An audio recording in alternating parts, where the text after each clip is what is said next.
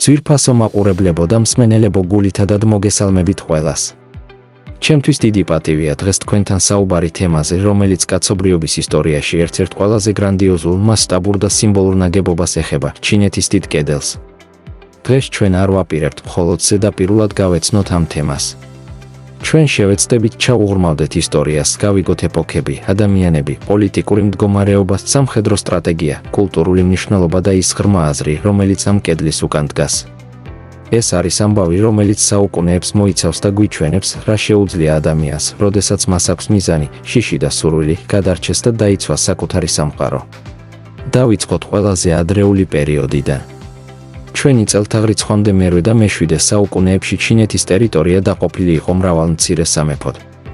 ეს პერიოდი ცნობილია როგორც გაზაფხულისა და შემოდგომის პერიოდი. ამ ეპოქაში არ არსებობდა ერთიანი ცენტრალური ხელისუფლება.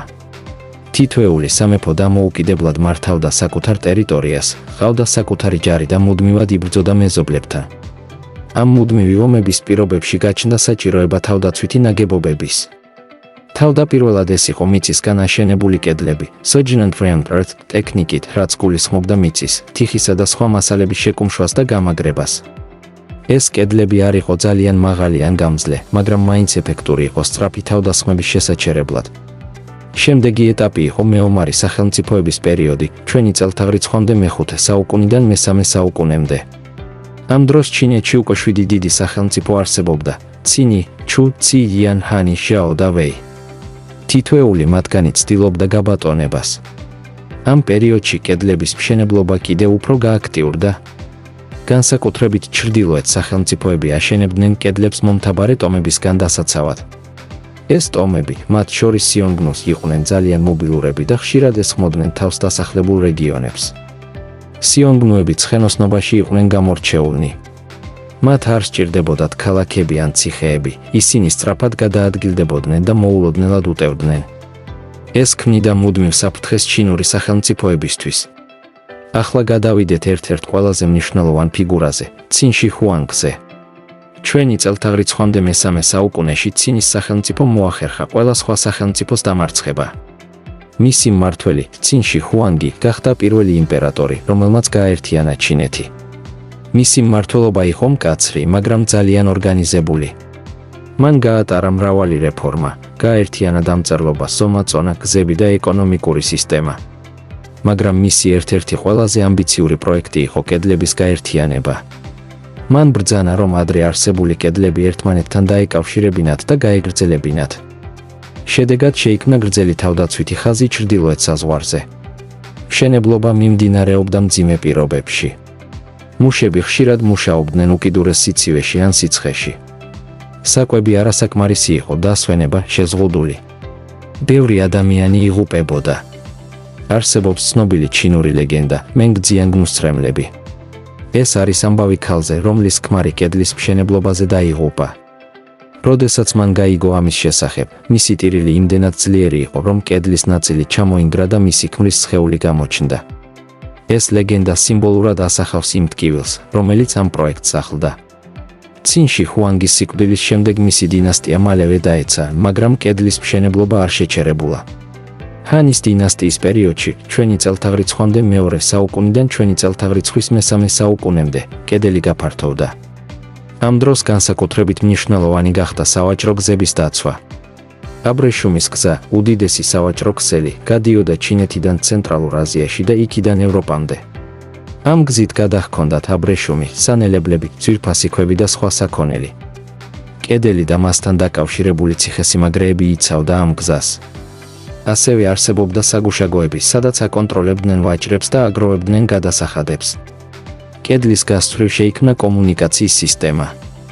კოშკებიდან კოშკებზე გადაცემული სიგნალები, კვამლი დღისით და ცეცხლი ღამით საშუალებას იძლეოდა სწრაფად გავრცელებულიყო ინფორმაცია. შემდეგი მნიშვნელოვანი ეტაპი იყო ტანგის და სუნგის დინასტიები. ამ პერიოდებში კედლის მნიშვნელობა შედარებით შემცირდა, რადგან ჩინეთი უფრო მეტად იყენებდა დიპლომატიას და სამხედრო კამპანიებს. მაგრამ ყველაფერი შეიცვალა მინების დინასტიის დროს. მინების დინასტიის პერიოდში, ჩვენი წელთაღრიცხვის მე-14 საუკუნიდან მე-18 საუკუნემდე, კედელი გადაიქცა იმ ნაგებობად, რომელსაც დღეს ვხედავთ. ამ დროს იგი აშენდა ქვისა და აგურის გამოყენებით. მინების მმართველებს განსაკუთრებით აშინებდათ მონღოლები. ამიტომ მათ გააძლიერეს კედელი, დაამატეს კოშკები, ციხესიმაგრეები, სამხედრო ბაზები. კედელი გახდა არა მხოლოდ ბარიერი, არამედ სრულყოფილი სამხედრო სისტემა. მასზე არსებობდა გზები, რომლითაც ჯარები სწრაფად გადაადგილდებოდნენ. კედლის სიგრძე დღეს შეფასებულია 20,000 კილომეტრზე მეტით. იგი გადაჭიმულია მთებზე, უდაბნოებზე, ველებზე. საინტერესო ფაქტია, რომ კედელი სხვადასხვა ადგილას სხვადასხვა მასალით არის აშენებული. უდაბნოში მიწა და ქვიშა, მთებში ქვა. ახლა ვისაუბროთ მის ეფექტურობაზე.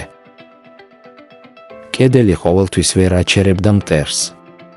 მაგალითად, მონღოლებმა მოახერხეს მისი გადალახვა და ჩინეთის დაპყრობა. თუმცა კედელი მაინც მნიშვნელოვან როლს ასრულებდა, იგი ანელებდა მტერს და აძლევდა დროს თავდაცვას. გარდა სამხედრო ფუნქციისა, კედელი იყო ადმინისტრაციული საზღვარი.